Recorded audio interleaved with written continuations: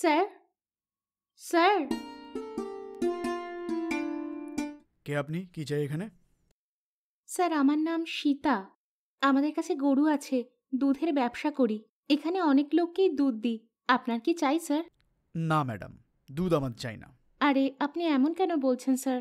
আপনি প্যাকেটের দুধই তো ইউজ করছেন, কিন্তু আমাদের দুধ একদম পরিষ্কার থাকে। শরীরের জন্যও এটাই ভালো স্যার। আমি তা বলছি না, আমার দুধের প্রয়োজন নেই। আমি চাও কম খাই, আর যদি দরকার পড়ে তাহলেই খাই। সত্যি স্যার? রেগুলার চাই না আপনার? বাড়িতে আর কেউ নেই নাকি? না, আমি একজন ব্যাচেলার এবং একাই থাকি। ও, এমনটা কি? হ্যাঁ। মনে হয় এজন্য আপনি দুধের জন্য বারণ করছেন। ওসব ঠিক আছে, খাবার কি আপনিই বানিয়ে নেন? হ্যাঁ, খাওয়ার আমি একাই বানিয়ে নিই। ও, আপনার কি এখনো বিয়ে হয়নি স্যার? না, ঘরে দেখাশুনো চলছে, এখনো কিছু সেট হয়নি। ও আচ্ছা। হ্যাঁ। কি হলো স্যার? আপনি কি কাজ করেন? আমি একটা সফটওয়্যার কোম্পানিতে চাকরি করি। 40,000 মতো ইনকাম করি। আর আমার 3 বোন আছে, ওদের দেখভাল আমাকেই করতে হয়। আমি যা টাকা পাই সেটা আমি ঘরেই পাঠিয়ে দিই। আসলে মেয়ের মারা আমাকে এরকম বলছে যে, ঘরের দেখভাল তুমি একাই করো না, কোনো মেয়ে সেট হবে না। তাই আমি একটু চিন্তিত। আরে, আপনি কোনো জিনিসের চিন্তা করবেন না স্যার। আপনি নিশ্চয়ই একটা ভালো মেয়ে পাবেন। আপনাকে শুক্রিয়া, যেটা বলছেন সেটা যদি ঠিক হয়। সেটা না স্যার, আপনি তো দেখতে খুবই ভদ্রলোকের মতো, আর ভালো মানুষের সাথে সবসময় ভালো কিছুই হয়। ঠিক আছে স্যার, তো আপনার দুধের দরকার হবে না তো? না ম্যাডাম, দরকার নেই। আচ্ছা স্যার, তাহলে আমি যাচ্ছি। আচ্ছা, আপনি এই এরিয়াতে নতুন নাকি? আপনাকে কখনো আগে দেখিনি? হ্যাঁ স্যার, আমরা এখানে নতুন এসেছি। আচ্ছা ঠিক আছে, বাই। ঠিক আছে sir, by. Hmm.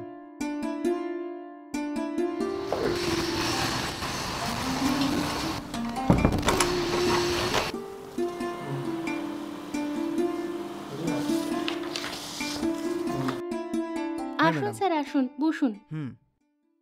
Thank you madam. আমার কাজ হয়ে গেছে কি? ওই ছেলেটাকে দেখতে বলেছিলাম। সোজা ওর ঘরে গিয়ে এটা চেক করেছেন তো, যে ওই ছেলেটার ক্যারেক্টার কীরকম? ভালো ছেলে কি? ছেলে তো আমি চেক করে নিয়েছি স্যার। ওই ছেলে খুব ভালো মনে হয়। আপনার বোনের বিয়ে ওর সাথে নিশ্চিন্তে দিতে পারেন। এই বয়সে না পরিবারের সমস্ত দায়িত্ব সেই সামলায়। হুম। এখনকার দিনে এত ভালো ছেলে পাওয়া খুবই মুশকিল স্যার। ভালো হয়েছে, আমারও ওই ছেলেটাকে পছন্দ। একটু ক্রস চেক করতে ইচ্ছা করছিল, সেই জন্য আপনার মতো ডিটেকটিভের কাছে এসেছি। আপনি ওকে ভালো সার্টিফিকেট দিয়েছেন। আমার মনে হয় ওদের বিয়েটা তাড়াতাড়ি করা উচিত। এবার বিয়ের ইনভিটেশন কার্ড পাওয়ার প্রথম কার্ডটা আপনাকে দেওয়া উচিত। Thank you sir. আপনার পেমেন্ট কত? 25,000 স্যার। আচ্ছা, ওকে, আমি আপনাকে ফোনপে করে দিচ্ছি। হ্যাঁ, ঠিক আছে স্যার। ফোনপে ওই নাম্বারই না? হ্যাঁ, সেম। পাঠিয়ে দিয়েছি ম্যাডাম, একবার চেক করে দেখুন। আরে কিছু না স্যার, আপনি পাঠিয়ে দিয়েছেন হুম। যখন চলেই আসবে। আর আপনার কোনো ডিটেলস বা ইনফরমেশন চাওয়ার হলে আমাকে নিশ্চয়ই ফোন করবেন। ওকে ম্যাডাম, অবশ্যই। Thank you sir. অনেক শুক্রিয়া ম্যাডাম, আমি আসছি। হুম। Madam, sir, hello.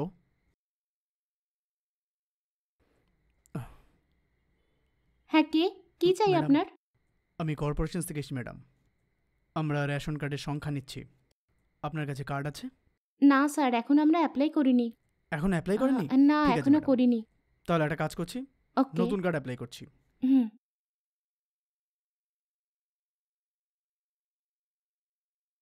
আপনার নাম? সোনি। বিবাহিত? আগে হ্যাঁ। এজ? 20 বছর। আপনার স্বামীর নাম? সাগর। এজ? 50 বছর। 50 সাল? আরে, এমন কি হলো? কেন চমকাচ্ছ? আহ, আসলে তা নয়, আপনার বয়স 20 না? আর আপনি বলছেন আপনার স্বামীর বয়স 50? হ্যাঁ স্যার, আমার হাজবেন্ডের আমার মধ্যে 30 বছরের পার্থক্য। 30 বছর ফারাকে কিভাবে আপনি বিয়ে করলেন না? সেটাও কি বলা জরুরি? সেরকম নয়, সাধারণত মেয়ে আর ছেলের মধ্যে 5-10 বছরের ফারাক থাকে, কিন্তু আপনি 30 বছরের ফারাক একটা লোককে বিয়ে করেছেন, সেইটার জন্যই জিজ্ঞাসা করছি। আমার ফ্যামিলি অনেক বড়। আচ্ছা। ছোটবেলায় বাবা মারা যায়। মা অনেক কষ্ট করে আমাদের পড়াশোনা করিয়েছে। আমার পরেও আরও 3 বোন আছে।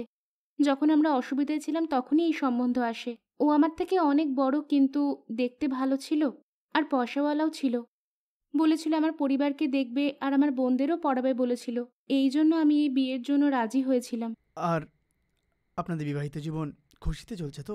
হ্যাঁ, আমার খুশির কোনো কমতি নেই। ও খুব ভালো মানুষ। আচ্ছা। আপনি যে জিনিসের কথা বলছেন সেটাই আসল জিনিস নয় স্যার। এটা তো মনের সম্পর্ক না? ওনার সঙ্গে তো আমি সবসময় খুশিই থাকি। যে যাই বলুক, সে তো আমার স্বামী। আর আমি ওনার স্ত্রী। ওনাকে সবসময় খুশি রাখি, সেটাই আমার কর্তব্য। চান্সই নেই ম্যাডাম। আপনার মতো মেয়ে পাওয়া আজকাল ভাগ্যের ব্যাপার। আজকালকার মেয়েরা পরিবারের ব্যাপারে কিছুই ভাবে না, কিন্তু আপনি আপনার পরিবার নিয়ে আপনার বোনের ব্যাপারে অনেক ভাবছেন। সত্যি অনেক বড় ত্যাগ। ঠিক আছে, ফর্মটা তাহলে ফিল আপ করা যাক। আপনার ডোর নাম্বার বলুন। হাউস নাম্বার 72, ওকে। SS স্ট্রিট, হুম। ওয়েস্ট আন্ধেরি, আচ্ছা। মুম্বাই 68। হুম। এটা নিন, এখানে সাইন করুন।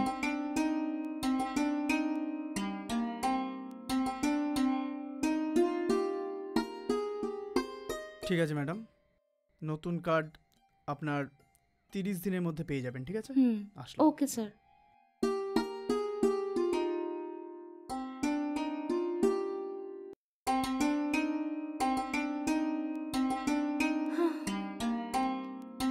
যেই দেখে সেই কেন এই কথাটাই বারবার জিজ্ঞেস করে? ওদের কি অন্য কোনো কাজ নেই? অন্যদের জ্ঞান দেওয়াই কি ওদের একমাত্র কাজ? আমাদের জীবনটাকে আমাদের মতো করে আমরা কাটাতে পারি না? সবাইকে কারণ বলতে বলতে আমার মাথা ফেটে গেল।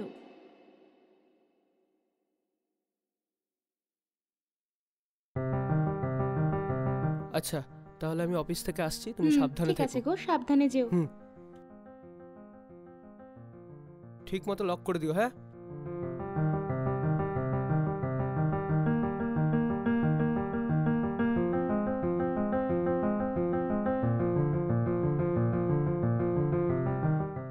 কোথায় আছো বেবি? কোথায় আর, ঘরেই আছি। তাড়াতাড়ি বাড়ি এসো না। হাই। হ্যাঁ, ভেতরে এসো।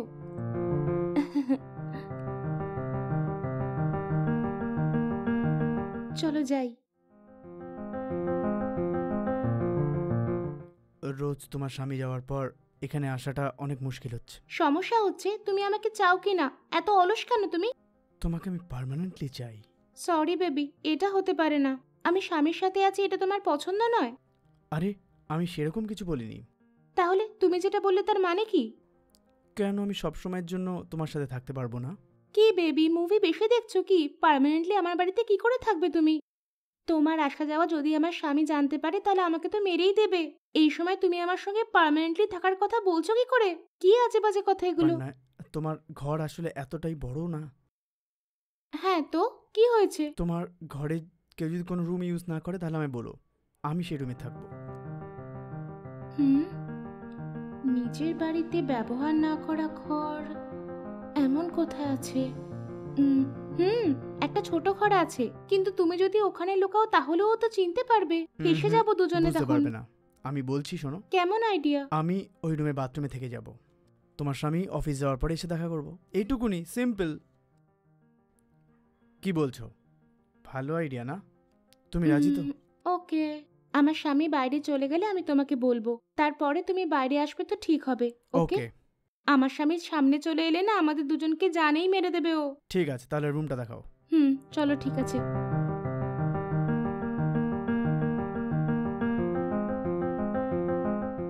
এসো। এটাই হলো এই স্টোর রুম। ওখানে একটা বাথরুম আছে, তুমি ওখানেই লুকিয়ে ঠিক যাবে। আছে।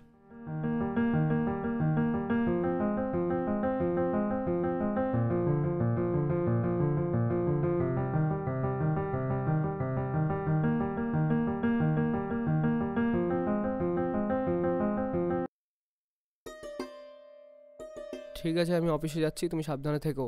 হ্যাঁ ঠিক আছে গো। দরজা ভালোভাবে আটকাবে। হুম।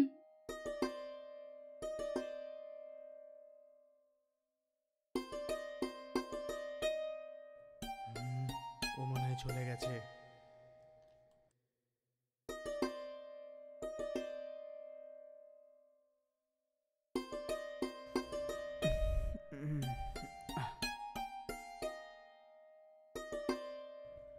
এই নাও বেবি, জল খাবার খাও। আহ? তাড়াতাড়ি খেয়ে ওনার আসার আগেই আবার ভেতরে লুকিয়ে যাবে, ঠিক আছে? ঠিক আছে।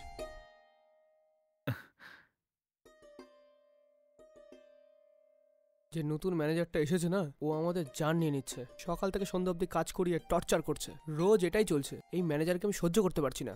এই কাজটা তো আমার একদমই পছন্দ হচ্ছে না। কিছু নতুন কাজ খুঁজবো। কাজের জায়গায় এমন হওয়া তো সাধারণ ব্যাপার না।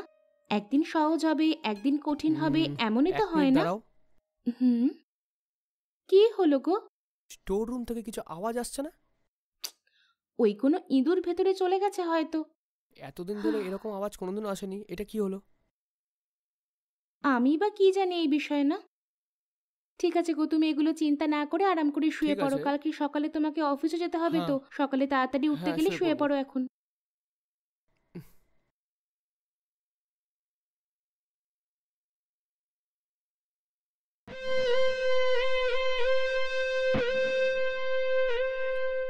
কি লাইফ আমার!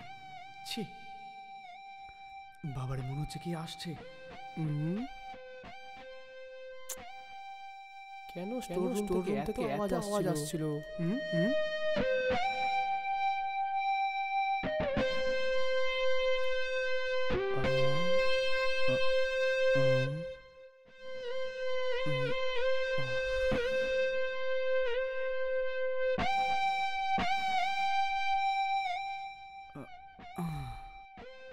কি আর করা যাবে, আমার কপালটাই ভালো নয়। একটা মেয়ের জন্য এখানে এসে একদম ফেঁসে গেছি। কে কখন আসবে কিছু বুঝতে পারছি না, ঠিক সময় খাবার দাবার পাচ্ছি না।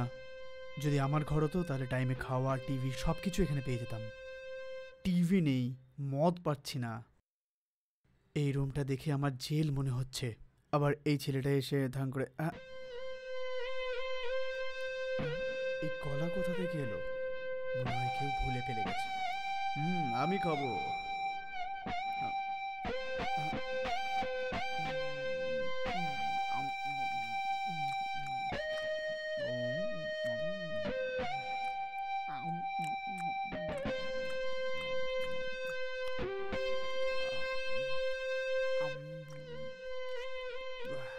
ভালোই হলো, আজ রাত্রে আমরা শান্তি মতো ঘুমাতে পারবো। তুমি কি বলছো? আরে আমাদের ঘরে ইঁদুরের সমস্যা ছিল না, তাই হুম। ইঁদুর ধরার জন্য কলার মধ্যে বিষ মিশিয়ে আমি ওই স্টোর রুমে রেখে দিয়েছি। ঘরের মধ্যে যা ইঁদুর আছে সব মরে যাবে। আরে বাপরে! এখানে তো ভয় পাচ্ছে।